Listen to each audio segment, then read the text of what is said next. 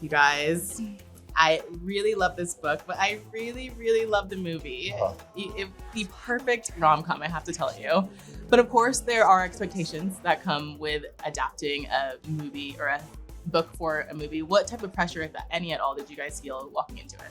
Oh, thank you so much. I'm so happy that you liked it. Obsessed, truly. I think it's funny, we were just talking like, this is the first time I've done something with a book fandom at this scale. And I didn't actually it didn't really hit me until after we had filmed it. And then I think the fear started to set in a little bit. But also like what you said earlier today is book fans are really amazingly supportive, lovely people. So it's like the greatest group to be a part of, I think. I think that makes the pressure come off just a little bit. Yeah. On vacation, you can be anyone you want. Who wants to go skinny dipping? Alex does not. Maybe vacation Alex does. That's why I want to travel. You can actually be who you want to be instead of who they say you are. Especially female book fans. Like, I feel like they're more gentle and caring. Really, You know, really like, lovely people. because it's like it's a fan base of young women who really care about the story written by a young woman. And like, I don't know, there's just like a genuine care in it, which you feel through the way they support the project. It's a nice community out Yeah, there. it really is. And Yeah. I gotta say, Tom, I mean, you are going to be the next boyfriend of Book Talk after the fans God. see this Boyfriend movie. of the year. Truly, how? Boyfriend of the month, let's be honest. No, of the year. How do you prepare for this type of fandom walking into it? I know you said that it didn't set until later, but how are you kind of settling into it now? You ready? I'd be lying if I said I was preparing to be boyfriend of the year. I just keep my head down and hope for the best. Yeah. No, I mean, we have a great director who really, really cared about making a good film. And Brett is such a film lover himself that I think no matter what genre he's doing, he wants to really honor the genre and honor the story and the characters. And he just brought so much heart and passion to it. And that every day, I think instilled in us this feeling of like, oh, let's really try and set out to make a genuinely good rom-com that honors the genre, and I hope we did. Yeah. How about this? Every summer, wherever we are, whatever we're doing, whoever we're with, we meet somewhere in the world for a trip.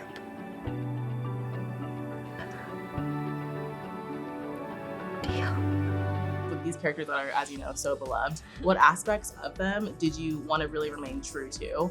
I think for me, what I felt was the most important thing about Poppy when I read it, from my personal experience, was this sort of otherness that she feels in herself. I think that she truly, because of like her life, feels like the way that she is, and it's something that she's not good at changing. She's like, this is who I am. Like, she's not hiding herself. It's a fear that she has to sort of run away from reality because eventually people are gonna get sick of it.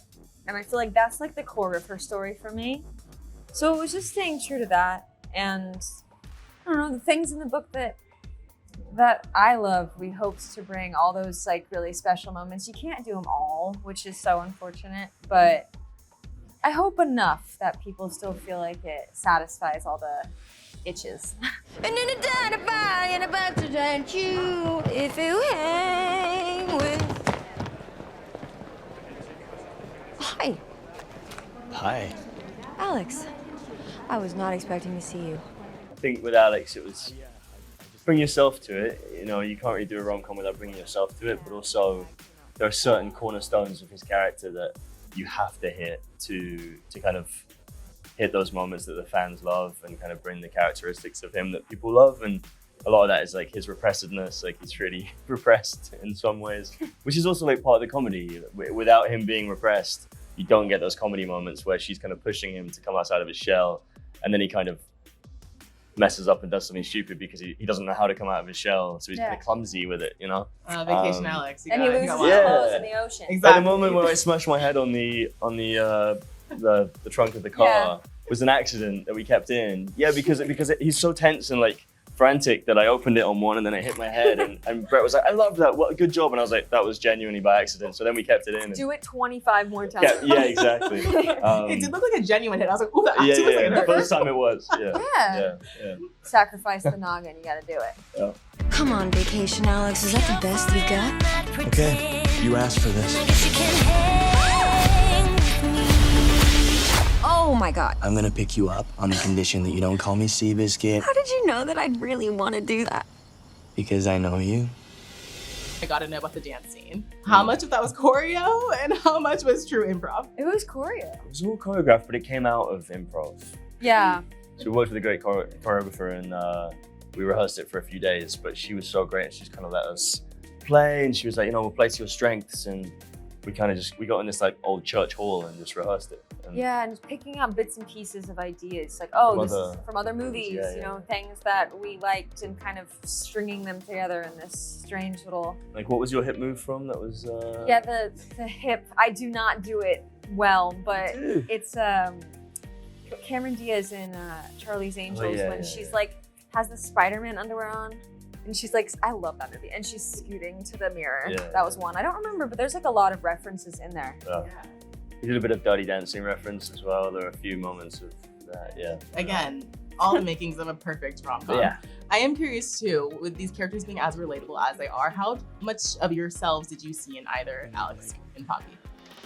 I didn't see much of myself in Alex. Actually, I was a bit worried about it at first because he's so repressed and he's so kind of straight down the line that I was kind of like, where's his freedom? Where's his playfulness? But then I kind of leaned into that because I thought, okay, it's actually fun to play someone who's not like you.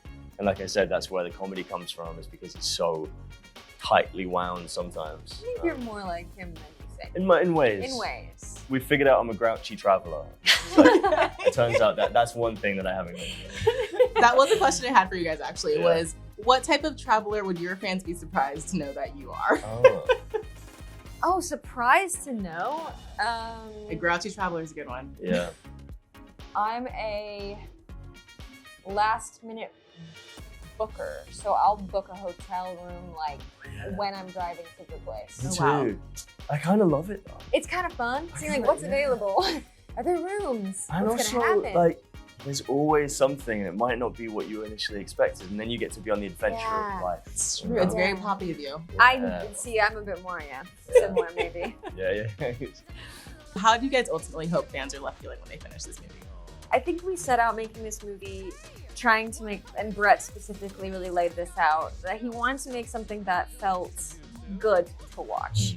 And in that way could be like this thing you can come back to over and over and over again. I think there's something so kind of magical about some of the movies that we've talked about that are references in that way. And I hope that people feel that. Like it's something that they can watch with their friends and their family and alone on the couch, like when they're sad or happy or anything. Yeah, I like that.